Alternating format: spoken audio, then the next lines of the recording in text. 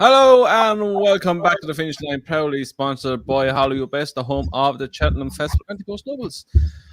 A few comments in here already. A few saying there should be a screen between me and Dave because it's in the splash area. This is true. Fucking awful. I'm not going to read out the other one, but also true. I'll save it for after. We get the Bob after. Don't worry about that, lads. Anyway. Two very, very, very good. Well, I say very, very good performances. Two very good performances today, and a few over the weekend that we're going to look back over on. How did we find the weekend's racing, lads? I thought there was one very good performance today. Because you're the Bob hater. You just hate Bob. And one good one. One very good, one good. You just hate Bob. Yeah, class. Absolute class day today, lads. Loved every minute of that, to be honest. Dave, sorry, just making sure this is on. Don't let Andrew talk too much about Bob. Say you see ghosts on the screen. You know, it's likely to happen the way things are going with the things I'm seeing and the tablets I'm taking. That sounded very bad. What? It's like I was taking drugs or something. You're not taking drugs. Yeah, they're prescribed drugs. Professional ones, I was going to say. They're the good ones. I don't know. Good times. But before we get any further, anyone who has won the tickets for Punchestown tomorrow, that commented on the YouTube videos, you'll see a comment below. Look, anyone that did comment, everyone, I just gave to everyone 2 tickets for everyone that commented below. So they will be in the collection area at Punchestown. So if you can go, because they will be there. Come say hello. That was a nice little way there. Yeah, we'll be there, so come say hello. Tom won't be because he has to work. Give one them. Well, I take name working. Hi. If my boss is watching, I am working. And then what's? Hi. So that was the biggest lie ever, Tom. Dave's on the Oaks. If my boss is watching, I am working. What? I am. I'm working. I'm working tomorrow. If I wasn't, I'd be in bloody Punchestown with you guys, watching a few decent horses tomorrow, actually. Yeah, the horse that split Kilcrush and Journey With Me is running a maiden. To be fair, he looks like someone from an extra from Trainspot. Wow. It's getting worse. I don't think you're the one that's on the drugs tonight. Fucking hell. Right. We get carried away. We will get to reviewing the racing. So we're going to start off yesterday and we're going to go to Warwick and 3 under 2.5 enough to take victory. To get that, the golf. 3 under 2.5 is enough to... No. Anyway, good performance, good front running. Jump one was a lot better than the last time. Has been shortened into 16s for the Brown Advisory Novice Chase. First off, performance-wise, good. Wasn't a great field, but he did what he had to do to continue the winning streak. Second part of the question, do we give him a chance in the Brown Advisory, or would you go 4 miler, 3.6 these days? It's hard to know really where he'll go. I think he'd be more suited to the Brown Advisory, but he's not going to be good enough to win it. But he jumps well and he travels well. He'll pick up those grade 3 and grade 2s, but he'll fall short at grade 1 level. Good, nice horse though. You, Tom? First off, on yesterday, you know, this was a race. There wasn't a lot of strength and depth to it. I'd have really liked to see that Cork Rambler go here. I think he'd have had a hell of a chance. In this, and it would have been an easier race to at least place in than the Classic Chase. 3 under through 5. He got an easy lead. Hello, George Nixon. Sorry, Tom. He's a likable. He's a likable horse 3 under through 5. You know, he breaks his fence going into the fences. He jumps well. Now, this is my point about him. He jumps right. Okay. And he was also on his right leg. He was on his right lead through most of the race. So I actually don't think he will be suited by the festival at all. He ran there last year. He didn't run very well, and I wouldn't be too surprised if they skipped Cheltenham, especially the way Nichols has gone now. I wouldn't be too surprised if they skip Cheltenham altogether. I wouldn't fancy him at all if he went to the festival. So yeah, I think they'll skip Cheltenham and go for something at Aintree, which is potentially going to suit him a little bit better. I thought the second was closing all the way to line. I don't know if that was him getting tired or if he just done enough. I wasn't too sure. But look, at the end of the day, the horse has won 9 out of his 12 races, so we shouldn't knock him too much. But I do think he'll be better going right-handed. He's actually one I'd love to see come over to Punchestown. I think he'd suit going around Punchestown. Nicholas used to do it back in the day, but it's all about the trainer's title, which he should have well under wraps really this year. But yeah, I'd love 300 through 5 to come over to Punchestown, but whether it happens is a different thing altogether. Yeah, as Dave said there, he strikes me as a good grade 2 horse who's just short of the grade 1 level. I think if he gets hustled for a lead and things like that off a proper good horse, I think he folds. He make too many mistakes, and that's that with him. So I can't see him skipping Cheltenham. And correct me if I'm wrong now, I think I saw that the owners, who owns them again? McNally's came out and said that I think McNeil's that Adrian Heskin is key to him, and if they were going to go to Cheltenham, it's going to be the Brown Advisory because they don't want anyone else on him. So if anyone fancies them from that comment alone, you'd think he's going to the Ballymore. Oh, not the Ballymore, the Brown Advisory. But surely not good enough to even come in shouting distance a few of the good ones in that. You wouldn't think so. But he's a nice horse though. Yeah. So all in all, decent horse going forward. Right, staying at Warwick, and Staghorn takes the Lempting Hurdle, which I thought was a very good performance. Quite classy on the flat. 2 from 2 over hurdles. Had a good maiden win from the front, not from the front, but track and leaders. Jumps very well, which I see is a good asset to him. If he keeps continuing, he could be a decent horse going forward. First, did you like the performance, or is he a horse that you took?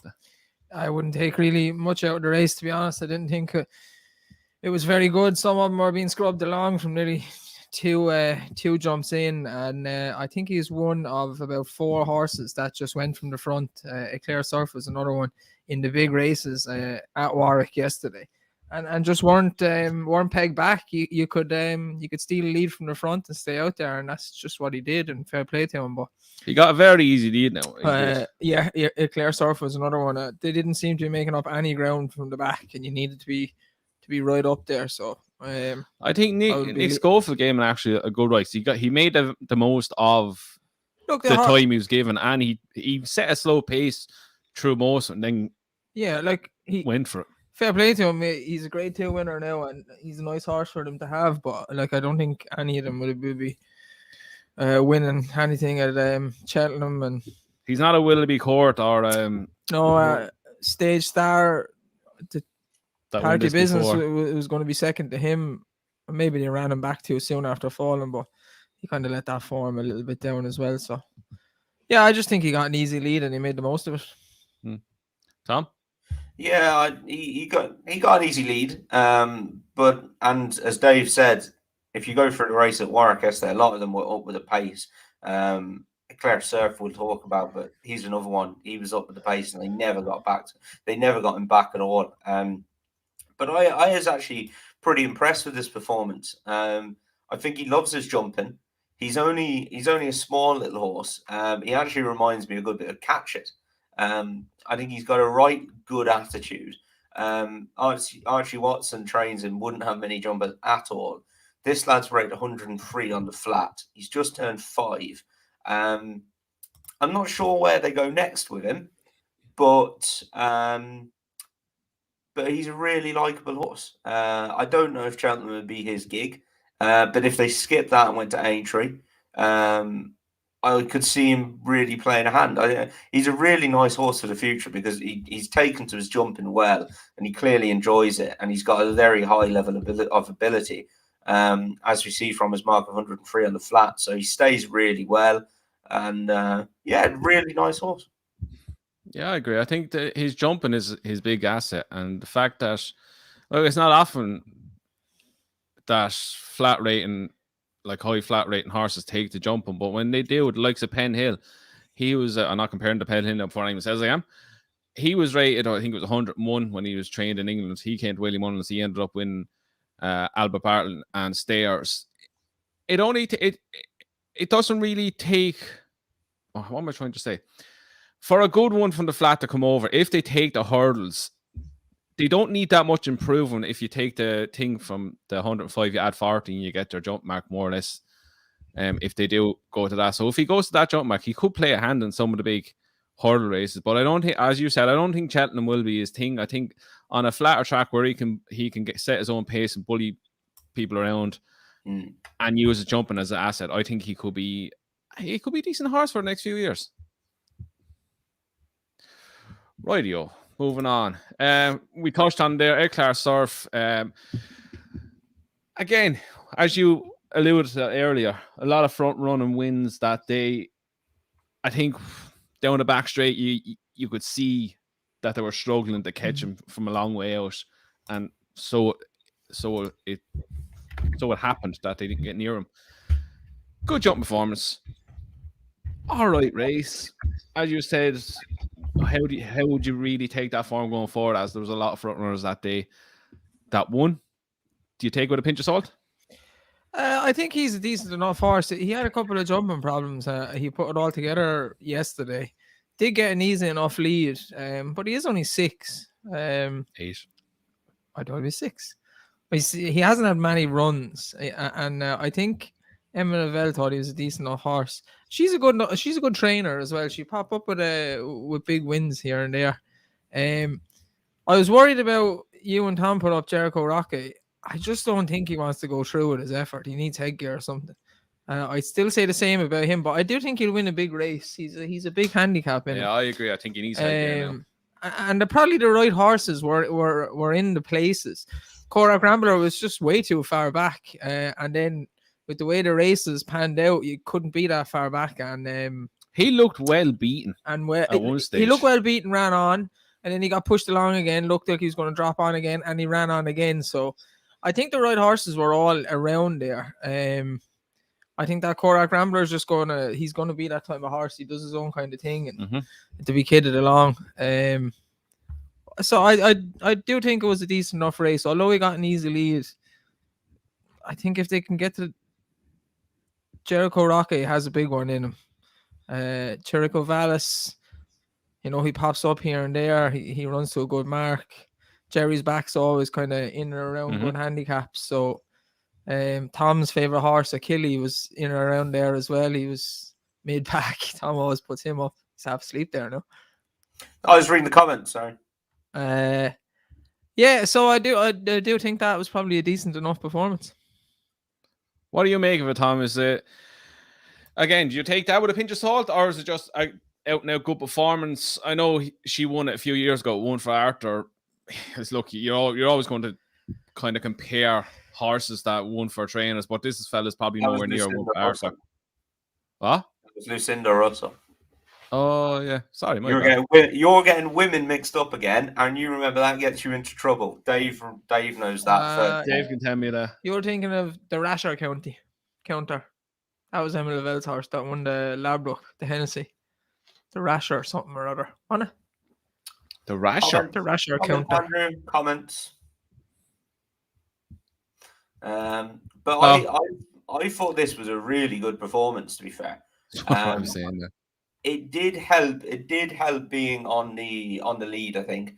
But the form of that Chepstow race, I will do it. Who bolted up there? To be fair, he came out and won the Welsh National, and there's a bit of form there to him. He's 8, but he's relatively unexposed. He's only had 11 runs under rules. And I thought this was a really good performance. He's got a massive RPR of 152, which, to be honest, I think he deserves. He's going to go up to 140 something now. It's a shame. It's a shame he's not. It's a shame he's not a novice, because if he was, the 4 miler, I think he does want soft ground. But if it was soft ground, you'd be eyeing him up for the 4 miler. But yeah, no, I think he's one to take note of wherever he goes next, and maybe he could be that type of horse on soft ground for maybe a Welsh national next year or something. Or maybe a Midlands the Saturday Or after Cheltenham, Dave. Midlands, I was just gonna say it, yeah, Midlands national, something Yeah. like that for him. But You I thought thought it so, was a yeah. really good performance. Yeah. Jericho Roque, I think now look, he wouldn't have beaten the winner, but I think Tom Skoo on the turn in thought the winner was going to stop and come back to them because he hadn't gone for everything. On the same hand, when he did go for everything, he pulled a few lengths clear then of Chirico Vallis, but then by the time they got to the line, there was only a length between them. So I think this properly stretched his stamina, and on top of that, it was only 16, 17 days before that he'd ran at Newbury over 3 mile 2 behind St. Palais. And maybe that just left its mark. I think they're going to do the right thing with him now. David Pipe said, he's one for the future. He's had 2 hard races. You're not going to see him for a while now. I would maybe pick out one target towards the end of the season. And then put him away for next year because I think he's a lovely horse. And you could really look after him. Amazingly, he still hasn't won over fences. He's 4 runs, 3 seconds, and a third. So if they wanted to be sensible, he'd still be a novice next year. If they put him away now and brought him back at the start of the new season, so that would be a smart enough move. I think if I was them, I'd consider that because he's done plenty of racing in some grueling races now this year, and he's clearly a nice horse for the future. Yeah, just touching on what you said there about Tom Skoo not really going for him until late enough. I think when he actually did go for him, there wasn't much there because I think the second last and last were quite tired jumps. I think he just didn't see out the trip properly. Look, he's obviously stayed, but he would taken out Eclair Surf. He would have been a good winner of it. I just think he was at the end of his tether coming to the last anyway, but I think a drop back and trip will suit him a lot better. And dare I say, maybe a week Hennessy he might play a hand in. He's definitely a good horse, and there's going to be a big race in him. I think we all can agree on that. I just worry about his finish. Yeah, he needs cheap pieces or something to keep him going forward. Well, not going forward, but go through with an effort. I agree with Tom. He probably was tired and all that as well at the end of, but that's what I was worried about him against St. Palais. And I know St. Palais is on the upper curve and all that, but he looked to me like he should have won that race, and then kind of he ducked out of it. He didn't want to battle away like. Yeah. Right, we'll move on. We'll head off to Kempton. Mr. Fisher bounces back to form. Decent performance, but in the grand scheme of things, a bike ride. He probably finished tailed off last. And another side of the thing is, what in the name of God you do with Deffy now? Surely retirement is on the cards.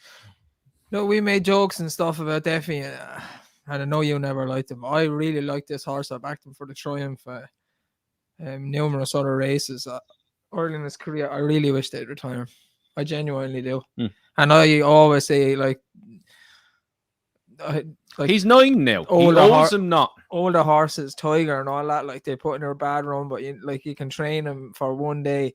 Like Deffy just doesn't seem to want to race anymore. He has nothing there. Like he hasn't performed properly since he beat Undersow at Ascot on the 18th of January 2020. It's 2 years he hasn't run a very good race in, basically. Yeah. So he was beat 13 and a half lengths next. He was pulled up behind Put the Kettle On. He was 17 lengths behind First Low, 37 behind Lost in Translation, and 71 behind Mr. Fisher.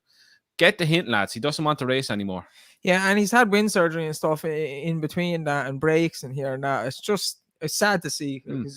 Like they're going down the back, and I think they had 6 fences left, and he's like, I just don't want any part to do with this. Like, we know he's had his fair amount of niggly injuries and so on and so forth. He could be still thinking about it. He's like, I went through a pain barrier for X amount of times. They're not stupid. Like, they know when they've hurt. And he probably doesn't want to go through with it anymore. Yeah. He's 9 now, as you said. Like, he's done a lot of winning for them, so. Undersow was a bit of a warrior, and he might have broke him that day. Like, I know he bet him, but like, it won't be the first horse he broke. Yeah, Undersow was a warrior, and he just went out in the sword. So But not a bad price for Mr. Fisher if you're a Mr. Fisher fan, and I know there is a few, but like, yeah, it was a bad race, very bad race. It's terrible. Yeah, Tom, do you have else on it before we move on? No. Don't read the form of that at all. No. Like Mr. Fisher, like you could see James Bowen, like he knew he had one run with him to get him in front, because as soon as he got in front, then he thought he was going to go and win 4 or 5 lengths. Yeah, he won But by he a length. starts pulling himself up, and Eldorado Allen gets to within a length for 3/4 of him. Rouge Vif can't breathe, can he? Ran He don't. Can't breathe, can't run, can't do much. He was too keen for 3 fences, then dropped off a little bit, went to the front again, and that was the end of that. Yeah, I just read it's with trainers rep said he had a respiratory issue. Yeah. He ran like a horse, he couldn't breathe, and Defi just needs to be retired. So yeah, I do not want to know the form of that. Right. Moving on today, we're going to talk about Giantly. So, first question: before we get into it, have we seen 2 Cheltenham Festival winners today? Yes. Yes. Oh, Dave. Oh, that hurt you. Yeah, it didn't hurt me. That hurt you. It didn't hurt me. Right, we start with Dysart. Are you finally coming Wow. around to it? I told you. Quote me. He wins the Supreme. He looked like he was doing it all in second gear. He's magical. He's very, very big horse as well. He kind of reminds me of Fahim. But Huge. if I want to be picky, he leaves his hind legs behind him a small bit. That's being very, very picky. That's very picky. He didn't really do anything. He didn't really do anything wrong. Like. No, he's going to win Supreme. For a horse's size, he jumps hurdles very, very well. Yeah. Now the other side. Well, we get to his performance today, and then I get the other question empty. Today, it was unbelievably good. Everything he done looked effortless. Jumping was good. Being unbelievably picky, say he doesn't get high. That he does get high, but it's a stupid argument, Andrew. Shut up. I thought the 2 English horses going into that were the ones to beat.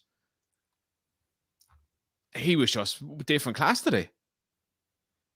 He had horses in trouble a hell of a long way out, and then he just kept pulling away. I didn't do the times or anything, but I'm sure they'll come out during the week. And the 2 horses that Gilly Billy was one of them that tried to go with him for a mile were basically pulled up. They couldn't keep up the gallop. I'm sure people that are in the camp of John Bon and Constitution Hill will say like he hasn't beaten anything. I liked his performance in Cork. It's obviously a better performance again today. It's just he's going a gallop that other horses can't sustain, and it's always a good sign then that he's hitting the line hard as well. He wasn't slowing. When Paul turned him, tried to pull him up, he wanted to race again. He wanted to go off and do it again. He's big. He's economical over the hurdles. He'll probably, whereas the Ballymore Supreme, I imagine Paul will just go out in front. I don't know what they're going to do with Sir Gerhard and him, whether they split him up or anything. But he looks like other horses are not going to be able to sustain a gallop that he sets. He did beat Gringo D'Aubrelle on the snaff by 19 lengths. Stage Star was fully pushed out to win that Grade 1 Shallow, beating him in third, I think he was. Mm-hmm. And I think he was 8 lengths behind. Like, Stage Star is probably not the best horse in the world, but you have to read into the form how much he battered a horse that he had to fully be pushed out to do. Whereas Dysart Dynamo is beating him on the snaff on the bridle. I said to you during the week, I reckoned he'd put up a pretty big performance and he'd change our mind on him, which he obviously has.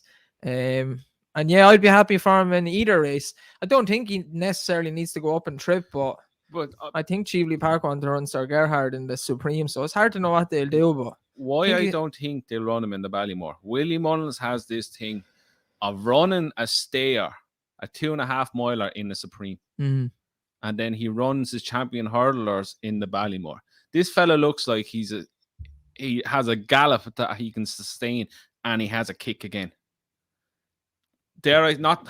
Geez, anytime you compare him to a good horse, not comparing to good horse, but the style that he goes is Faugheen-esque. Galloper. Yeah, Jumps well. Like I'm not saying he's going to bolt up in Cheltenham or Look, anything. Like I would. It's after making the Supreme probably one of the best races of the festival Yeah, so far. There's so many in it that could have a logical chance. We were talking about 3 in the Supreme. To me, it looks like he would go for the Supreme now, and it's 4 in the Supreme now. So it's pick one out of 4, and it's like the year that Sprinter Sacra and Spirit Sun, Q Card, Alfred Offord all in the Supreme. It makes it pretty much the best race of the festival, in my opinion. Like there is question marks over all of them, because you can question all their form. Yeah. And Nijinsky put in the comments that the horse that he beat had a hard race a couple of weeks ago. Yeah, so you can question that as well. Fair enough. You can question Constitution Hill's form. The time was terrible. He beat nothing. John Bond ran in 2 Mickey Mouse races and then showed a very nice turn of foot. Sir Gerhard is a maiden hurdle, but a horse that was 7th in his maiden hurdle was 2nd in the maiden hurdle today, and he should have won. Mark Welch was on him. He looked like a bit of a weak finisher. So there's question marks all over, man. It's hard to pick one, but for me, it would be him at the moment. Anyway. What I'd say to you, Tom, then, his running style, it's a kind of running style that will get horses in trouble in the Supreme. Yeah, I think so. And I would actually, just for a second, I'd just bring you back to his Cork run. He beat, now that field was very, very bad. There's no getting away from how bad that field was, right? But I actually think he would have won even more impressively at Cork, because Sean O'Keefe rode him that day, and he had gone out on the race before and gone a right good gallop on Kilcrut with Largy debut and got Kilcrut beat. So in this race, he pretty much just sat with the field. He led, but he didn't go tearing off in front. And 2 out, he kicked on, and then all of a sudden, he was 19 lengths in front. That's what really put me onto him. The fact that his jumping that day, it was very sketchy early on. He was running around coming into them. It improved as the race went on. Today, it's gone and improved again. I think for a big horse like that to jump hurdles that well on his second run as a novice, going that pace, is very, very good. And, I think he ticks that box 100%. I don't know. I think I said I thought it was a Supreme horse, and people were saying, oh no, he's going to go for the Ballymore, and I couldn't really see why, to be honest. Now look, if you wanted to run him in the Ballymore, he would have bumper over 2 Mile 2. So I just actually think this horse is, dare I say, like the second coming. I think he's got stamina. I think he travels well. He's unbeaten now in 4 runs. People are going to want to knock him because, he's gone out and torn a field apart, and they're going to say, what have they beat? Has Gilly Billy run his race? I don't know. Has Hawaii Game run his race? I don't know. But for me, they didn't have a chance. Like, they were just put under so much pressure. The horse in second, I'll get onto him in a minute because I'm really interested in him. I thought Dysart Dynamo today was keen as well. Like he was actually probably too keen for his own good in the race. He probably hinged himself a little bit because he was so keen. So I'll be honest with you, lads. Wherever Willie Mullins wants to run him, I don't care. I'm going to be with him. If he wants to run him in the Ballymore, I'd be happy with that. If he wants to run him in the Supreme, I'll be happy with that. What I think a lot of it's going to come down to is what Sir Gerhard does at the Dublin Racing Festival. If he comes out and shows a blistering turn of pace and absolutely batters them into the ground, then I think Willie's going to have to make a decision. If he comes out and grinds it out, I think Sir Gerhard will then go for the Ballymore. If you put a gun to my head at the minute, I'd have Sir Gerhard going to the Ballymore and Dysart Dynamo. What's his name? Dynamo, not Diamond. I was going to call him Dysart Diamond. Dysart Dynamo going for the Supreme. But to be honest, I'd leave it up to the genius that is Willie Mullins and let him go from there. People are on about the form, and of course, they're on about the little yank was spurred, but it does not tell the story. The two who tried to go with him. So Giddy Billy didn't jump very well. Was niggled along after 4 out, which is miles out. Hawaii Game was very keen over the first 3 and then was pushed along after 4 out. I guarantee you they don't think Hawaii Game is that bad in Willie Mullins'. So the ones then had their own race out the back. And because the 2 of those pulled up, because they went to go with him, one of them had to be third then, because Gringo D'Aubrelle was second. So don't look too much into it and say, oh, the third horse was shite. It's beaten him 50 lengths, but the third horse was no good. Like, that's not how to read a race. This lad was electric. And I just thought as well, pulling up, like Dave, you hit on it there. He was pulling them up and he's still trotting going into the fence at Punchestown when you're normally well back to a walk at that stage. And he trotted him in the circle. The horse pricked his ears and was still jogging back. Like, he literally looked like he could have gone around again. I could not, as you could probably imagine and probably guess from me, could not be more excited about him. I love him. I loved him after Cork and the way he did it that day and the way he quick and clear. And I really, really love him now. So, and just to touch on people going on, oh, Faugheen ran the Ballymore. I'm not on about Faugheen's race. I'm on about the way he races. Galloper from the front, jumps well, gets horses in trouble. Not saying anything about him running the Ballymore. I'm saying his running style. I wouldn't be putting that surprised. straight. I wouldn't be surprised if he runs in the Ballymore. Genuinely, like, obviously it was a good 2 mile race today and a good advertisement for the Supreme, but he won, like Tom said, he won a bumper over 2 mile too, and I just think he's the type of horse that will kind of win over any trip. He's not going to be pigeonholed to be a 2 miler or 2.5 miler. He'll be able to go up and down. Yeah, he's very versatile, I'd say. Yeah, so it wouldn't surprise me. The Ballymore is there to be won, to be honest. I think so. Me personally, I think Sir Gerhard is nailed on to run the Supreme. I think he's just a speed horse. I think there's a lot of speed about him. I think the extra. I actually disagree. I disagree just on the way he won the bumper last year. I think he went from the front and he ground it out. I think he's got a lot of speed, and I think he's a very good horse as well. There's so many good horses, lads. And this is before, because we're going to get abused for it, obviously, before we even get on to Jambon and Constitution Hill. Like, they're 2 really, really good horses by the looks of things. So, by God, if they all turn up in the Supreme or in one race, and this is before we get on to someone's just mentioned, Free Stripe Life, those types of horses, like, it's some race, and they all look extremely, extremely good horses. I'm just a massive fan of this one.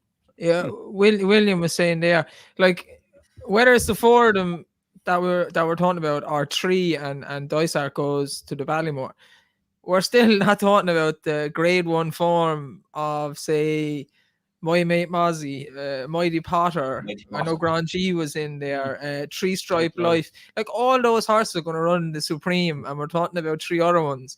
So, like, it's definitely one of the best races. Like, we could be talking about the top 4 in the market then, and something else could end up winning it. Like, it's that deep of a race now. Mighty Potter's a pretty nice horse as well. So it's 3 Stripe Life. I personally don't think they're as good as the other ones, but, like, could be only a couple of pounds between them. It'll probably come down to, obviously, who turns up in the best form of the day, who takes the crowds, who handles the day the most. It could be that little bit that would sway it one way or the other. That's how close they are. There's 2 very good English horses and 2 very good Irish horses going against each other, which makes for great racing. For what it's worth, I think Sir Gerhard is nailed on to go to the Supreme as well. I think he screams 2 miler just fast the whole way through. And if he does, I was actually close to putting up Sir Gerhard for the Supreme a couple of weeks ago. And just because I've already got Dysart Dynamo put up at a bigger price. But based on 7-4 Jambon, 9-4 Constitution Hill, 5-6-1 Sir Gerhard. Sir Gerhard is the only one of these 4 that has been to Cheltenham. And he's gone and done it, you know. So I think he ticks that box. He jumped very well the last day, and he travelled very well.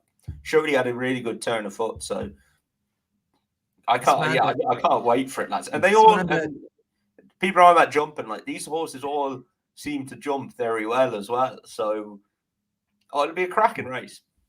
It's mad that Jambon is stuck. His name is not John Bon, it's Jambon. It's Jambon. It's always been Jambon. Andrew, just before we move on, can I just mention the second horse? Go on, go for it. So the second horse, Gringo D'Aubrelle, ran a nice race. Davey knew he couldn't go with Dysart Dynamo. He's a sensible man. He knows the horses he's riding, and he knows when they're going fast enough.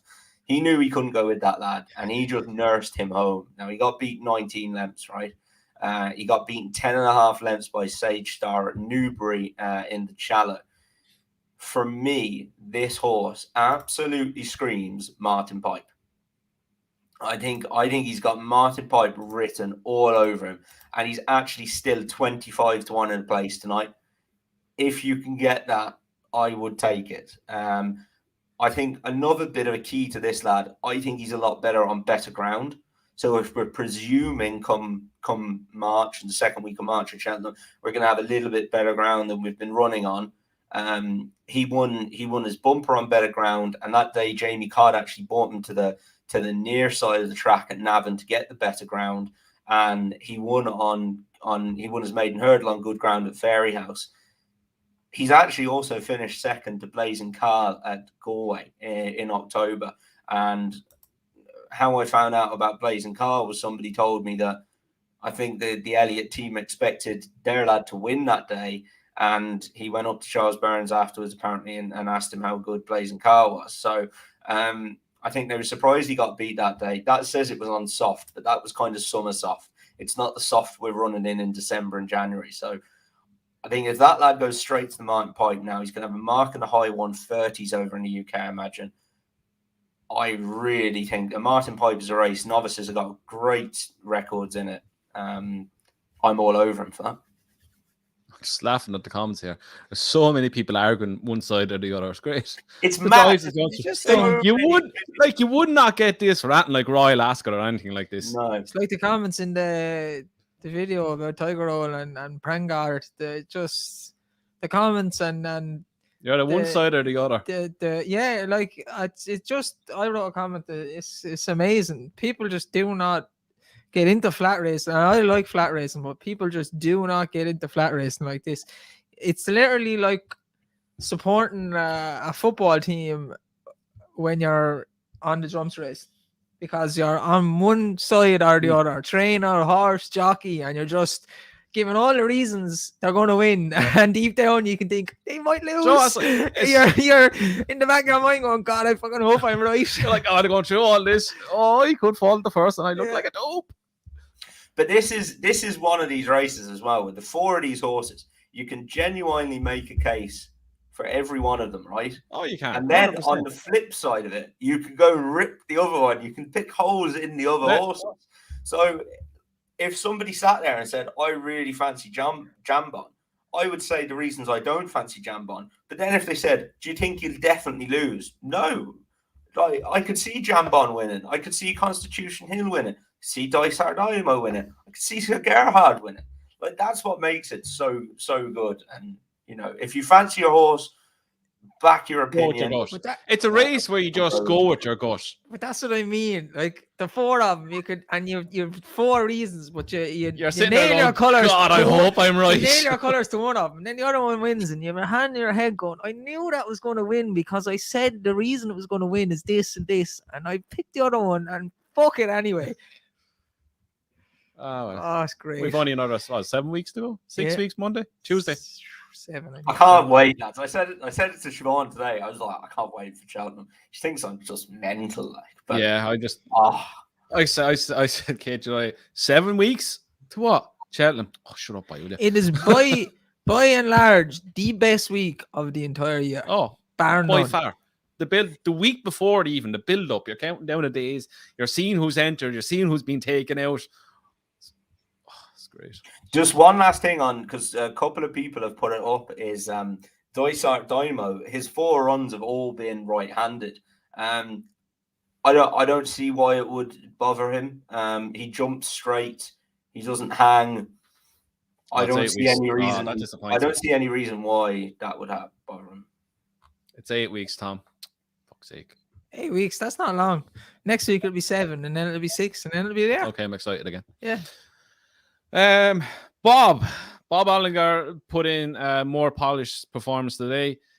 Slapped down the neck, pushed off the bridle, went through the gears, put to bed easy.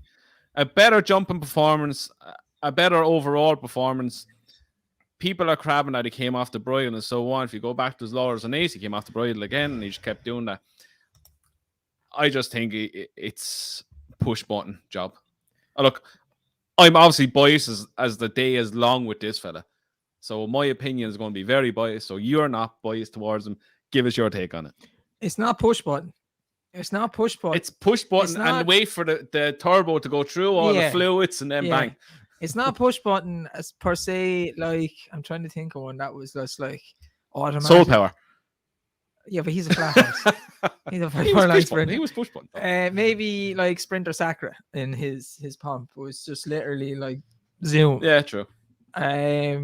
He did it in the Ballymore, in the Lawlers and Ace, and today it takes about 5 strides, and then there's an afterburners, and he's gone 3 lengths ahead, and you can't get back those 3 lengths. I thought it was good. I've crabbed him last year. His jumping wasn't the best at Gorn. It was way better today. He jumped. I think one fence you could say he didn't jump at the best. He got in a little bit close. Otherwise, he was grand. His turn of foot is immense, and it'll probably win him the race at Cheltenham. I wouldn't be stepping up and trip anyway. 3 miles. He looks like he's loads of speed. And the only thing I would say is I think the 2 horses he beat are 3 milers. Capadano looks like a nice horse. I wouldn't know much about him over hurdles, but he looks like a pretty decent chaser for Willie. He's in the mold of kind of, like Janadil. I reckon he'll pick up a decent race here or somewhere, but he'll be a good price because he'll keep getting bet and then he'll just pop up and win one. Paddy Power, Ferry House. The 2 mile 4. The Powers, whatever. Powers Gold Cup. Powers Gold Cup. Cup. Yeah, I think he'll keep running well all season, and then towards the end of the season he'll win a big race. Galliard disappointing again, or what? What do you make slow? of him? He's slow. That's it. Look, you always say about slow horses, 4 miler. I wouldn't say he's a 4 miler horse, but he's not a 2 mile 4 horse or 2 mile. He's very slow though. He is quite slow. You know what? Maybe he is a 4 miler horse, but he's definitely very slow. Like, yeah. Are you thinking, Tom? I don't know with Galliard. I don't trust him. Now, the other thing I don't trust is the little fucker to turn up at Cheltenham and win a bloody handicap now or something. So I'm not ruling him out just yet. He's definitely there in the notebook, and I'm keeping him on side because I'm not forget about him and rule him out, and he'll come back to bite you, I think. I thought this was good by Bob today. I thought it was really good. I was listening to Ruby on the road to Cheltenham, and he was on about like horses, as they were going through their races, improving their jumping. I thought Bob did that at Gorn, and the 3 then when he was quickened up, he got in a bit tight. He didn't seem to quite know what to do. Henry said they've done loads and loads of schooling with him, and apparently Rachel has been down there doing lots of it. And let me tell you, horses jump for Rachel differently than they jump for other people. She just gets them jumping unbelievably, right? I went through all of his 10 jumps today. Sadly, some down the back were out, and I was happy with him on every one of them. I thought a couple of them at the 7th, he was in tight, but he quickened into it. The 5th, he was long, but he quickened into it as well. And then coming into the last when he was really extended, he shortened himself up and he popped it well and nicely. So I was really happy with his jumping. And then the whole thing about him quickening up and he needed a slap down the neck to get going. So I went back and I watched some of his races. And the one I started with was the Novice race last year. Are you still there? Yeah. Oh, you just froze there for a second. I started with the Lord as an ace, and Andrew, you hit the nail on the head here. He took a few strides to really liven up and kick on, and when he did, he was a few lengths clear then. But what for me he does is he quickens and then he quickens again. So he quickened with Capodanno today, and then he quickened again to put the few lengths in between them. What I did then was I went and watched the Ballymore, and for me, it was a different animal, lads. Whether it was Cheltenham perked him up a little bit more, whether it was, and what I would put it down to is the bit better ground. He travelled even better. He travelled into the race even better. And he was still there as he made his challenge on the outside of Brave Man's Game. He was absolutely swinging along. And then he's gone and quickened and kicked clear up the hill. I think when you get to Cheltenham, if it is a bit better ground, which we all expect it to be, let's face it, I think he'll travel a lot better. I think he'll be able to quicken better on better ground. And I think you'll see a different horse in that respect. So I wouldn't be worried about that at all.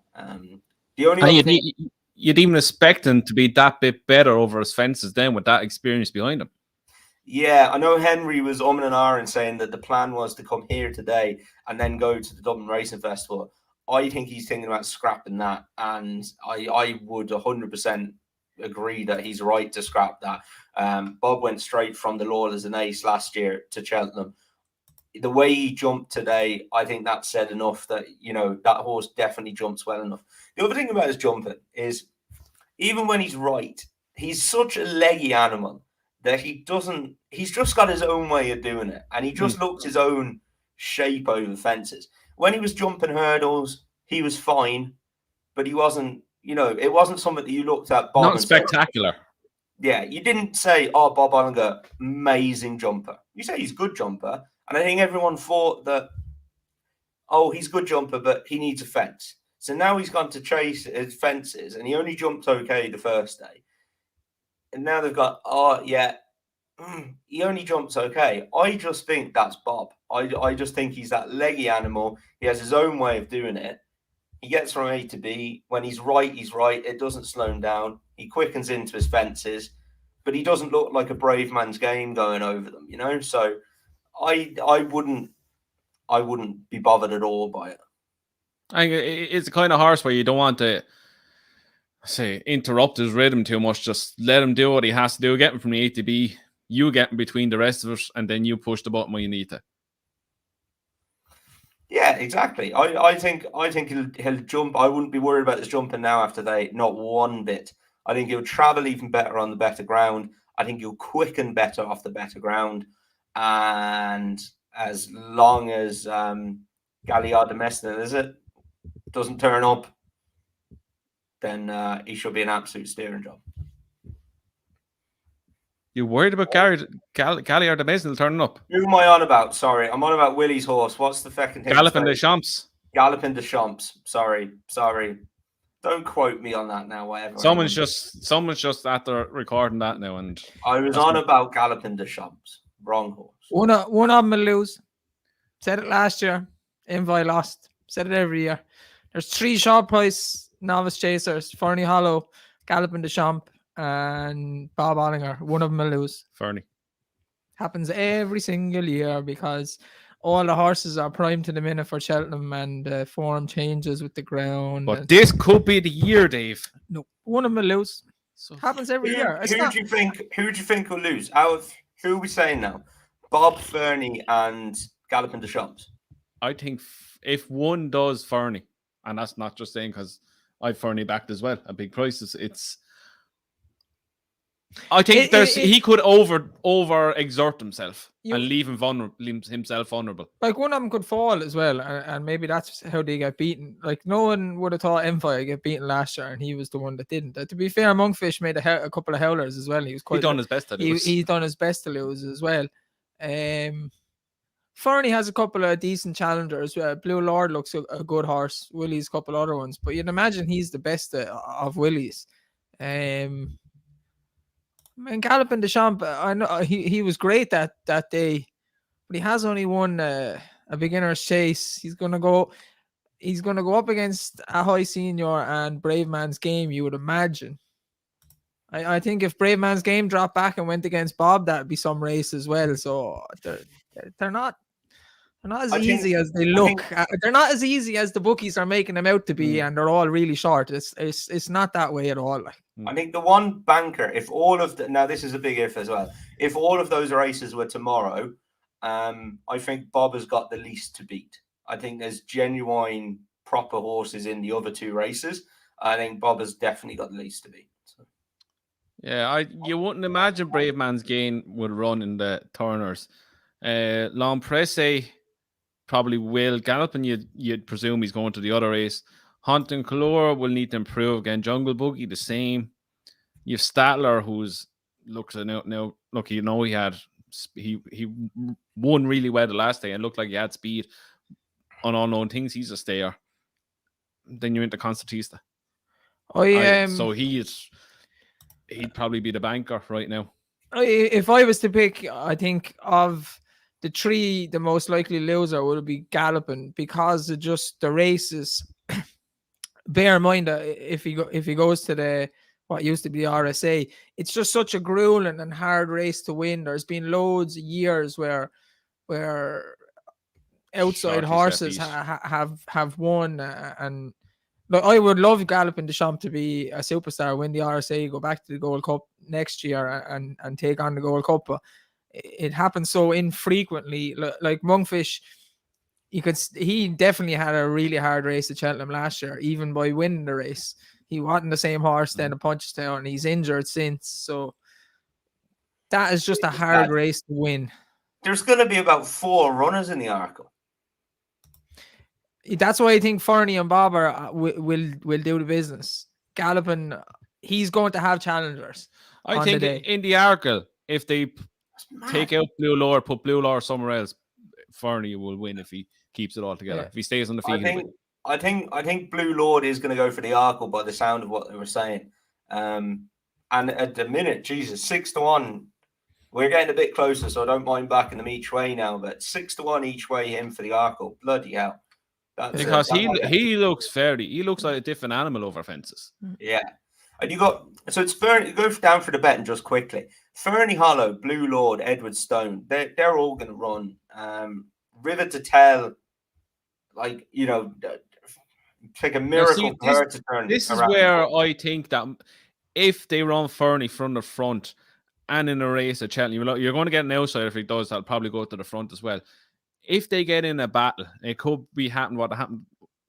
Was it last year? Or last year and the year Petit Mouchoir as well, head to head the whole way around, and they set it up for something where they could drop Blue Lord out and pick up the pieces. It's the Simon Munier and Isaac Spade horse, that one. Footpad. Do a footpad on it. Now, the best question of the night goes to Muga. He wants to know who wins in a fight between a great white shark and a Siberian tiger. Now, great white shark is right. There's many variables on that because one is in the ocean, one is on land. Tom don't want to listen to this, but I've thought this out now in the last 5 seconds. But surprisingly enough, what? A tiger is a cat, and cats don't like water, but tigers like water. So I would give the heads up to the Siberian tiger because he'd be able to go into the water and fight on land, whereas the shark, he's only in the ocean. But the tiger have to get into the ocean to fight him. There's no way the shark is getting out. How in the name of God we discovered the Discovery Channel all of a sudden? He could drag him out into the land. Shark Week on the finish. That is actually an easy one to answer because a great white shark is in the water, right? The tiger has to get in the water to fight the shark, and when it's in the water, the shark is like 1,000% on top. So see the way you didn't want to answer this question, but now you're thinking about it. Shark wins, and you just had to give a different answer than I gave. You couldn't agree with me. Shark nap of the week. Oh wow! I love Cheltenham lads and the jump style. It's so exciting this year. Cheltenham jumps and Shark Week all of a sudden. Yeah, it's a good time of year to be a horse racing fanboy. I can't wait. Nearly coming into preview season and Dublin Racing Festival. Once the Dublin Racing Festival over, you can really gauge markets. I say properly more solid because you'll have more to go on. But you probably can. I don't know. Let's do two more questions. 2 more questions. Right, you. There's about 7 million of them gone in there. Do penguins get cold, Dave? No idea. Probably. Did you see that interview? Which one? You'll see it on Sky Sports. Go on Sky Sports News. It's the weirdest interview I've ever seen in my life, and that was one quote your man said. Eric Bloodack. Manager. Yeah, So funny. lad, lad, nearly as funny. Well, no, funnier than that was the African Cup of Nations, Sierra Leone. Wow. The keeper drops the ball. Sierra Leone equalise against the Ivory Coast in like the 93rd minute, and the keeper is so mortified. He goes down, right? He goes down injured. He's getting stretchered off. They're out of subs. So one of the players runs on, and the lads are like, look, get up. We're out of bloody subs. Get up and get back in goal. So he gets up. He stands there. He's mortified. Shakes his head. Lies back down on the stretcher and gets stretchered off. That was brilliant. Tiger wins at Cheltenham. Shark wins underwater. Very good. Well played. That deserves a clap. Well done. Sporting John ripped me back in today as well, or yesterday. And Sporting John was good yesterday. He travelled lovely. Andrew, who wins over 2 mile 5? Galloping Deschamps or Bob Olinger? Racing wins. Answer the question. Don't sit in the fence. I'm going to sit in the fence. Answer the question. Fucking gladly sit in the fence. I get splinters in my Arsenal march. Answer the question. What? Answer the question. 2 mile 4. 2 mile 5. 2 mile 5, Bob. Tom? Too much speed from. Yeah, I'd go Bob, yeah. Cool. It'll be very close. It'll be about a length. More. Over 3 miles galloping. Someone says Shishkin Jay isn't running this Dunphy, week. did you hear that? Andrew just said. That's true. That's this season. Jay, mute your microphone. Speakers. There's stuff about Dysart. We talked about that, all right. While you're looking, Dave, you guys are going to Punchestown tomorrow for the Hollywood Bet sponsored day. See, Andrew, I'm getting better at this. One horse to keep an eye out for, and a major eye out for to me, is in. I just want to make sure I got the right race now. It's in the Hollywood Bets, powering Jamie Moore and Daniel Muscat maiden hurdle, 3 p.m. over 3 miles. It's Minella Crooner. Dave said him earlier in the show. He split journey with me and Kilcrut the last day. That was over 2 mile 4. Just looked like he wanted that bit further. Stayed on all the way to the line. Was an impressive bumper winner over the summer. Oh, well, it was actually October at Sligo and then again at Punchestown. I really do have an inkling for this lad for the Ballymore. I think he can go and win tomorrow. If you fancy it, not for the Ballymore, sorry, for the Albert Bartlett. If you fancy him tomorrow, which I do, I would have a couple of pennies on for the Albert Bartlett because he's 33 to 1. And in an open market, I think he's worth a punt at that. Someone mentioned Il Ridotto for the Grand Annual in the comments, said he's running Friday. Nicholas Horse, you like? Yeah, he's 21. I haven't backed already for the Grand Annual. Bearing in mind, I've never ever backed the winner of that race. Backed it 1 year because Andrew picked it and we split stakes and he picked the winner. I've never backed the winner, but I do think, yeah, it was the Gordon Elliott horse, Chosen Mate or something. We backed it before a couple of weeks before the race. Yeah, I've never backed the winner, but I think he is a Grand Annual horse. So yeah, I agree with that comment. I can't remember who wrote in there. Are we looking at the clash that we hope for? Yeah, I hope so. I don't know. I'd say one of them won't run.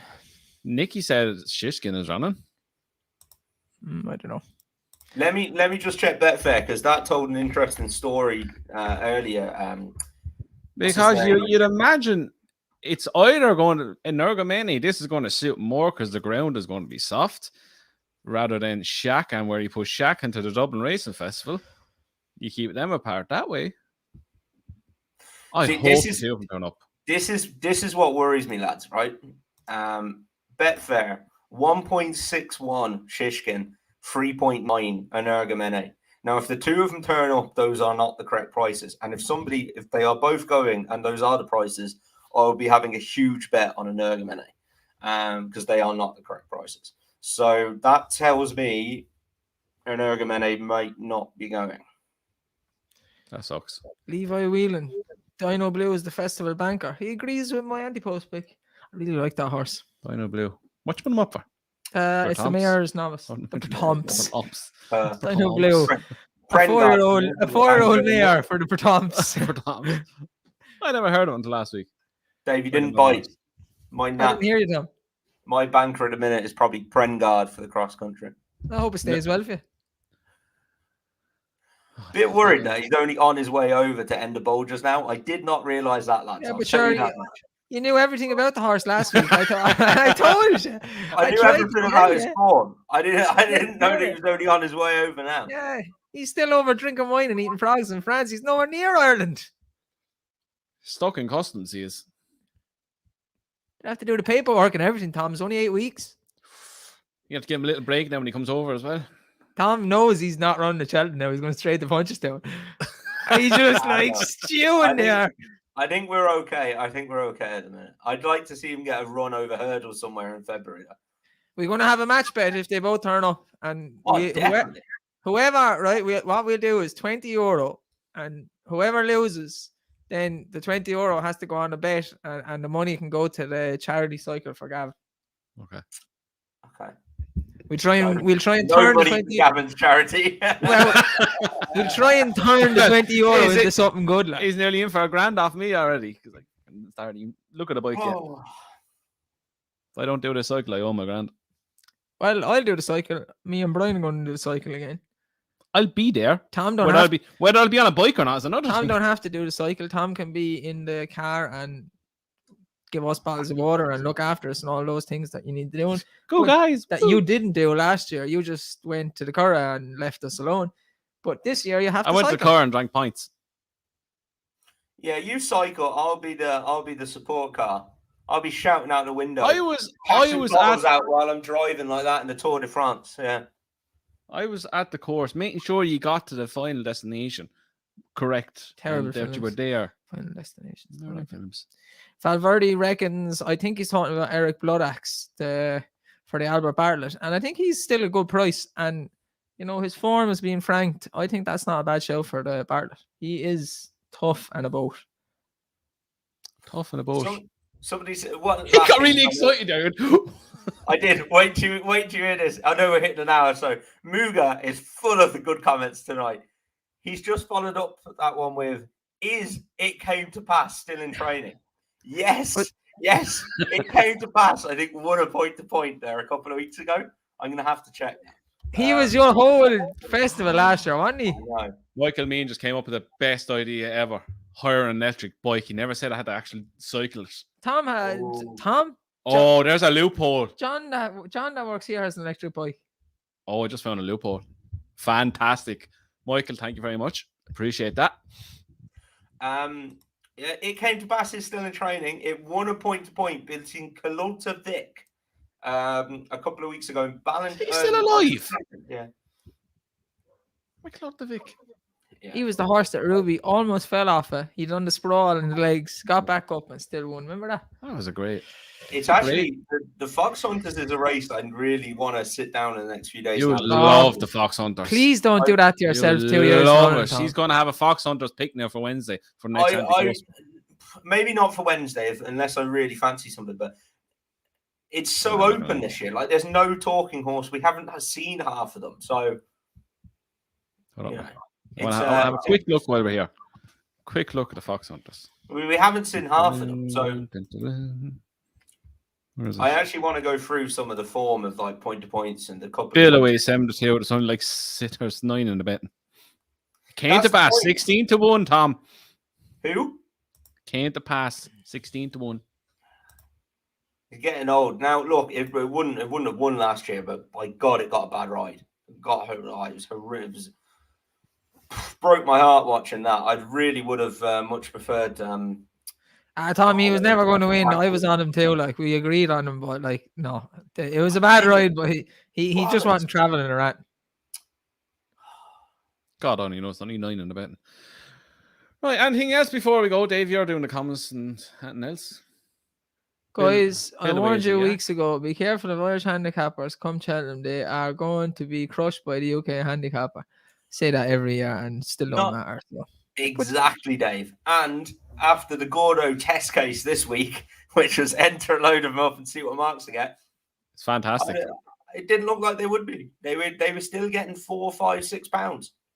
Aaron Casey El Fabiolo, County Hurdle. I think Dave mentioned it. Yeah, I mentioned it to you, and you told me there's not a hope in hell of it happening. So why has it changed now? Oh, Aaron, never Casey, if he change. goes to the County Never Hurdle and I'm change. not on him because you said no, Never I'm blaming change. you. Lads, what horse will go off the shortest price at the festival? Honeysuckle. Yeah. Steering job. My back is broke.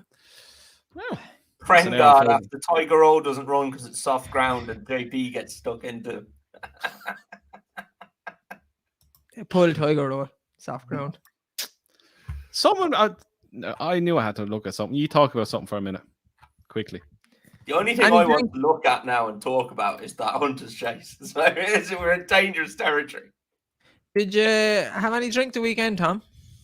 Did drink. I went down to see my parents this weekend and I got stuck into the drink actually, and had a bottle of wine on Friday and had a bottle of beer today. So Tom, need to ease off I it. knew I seen it. Quite a bit. Tiger Roll beat Josie's Orders by 22 lengths on soft ground at Cheltenham.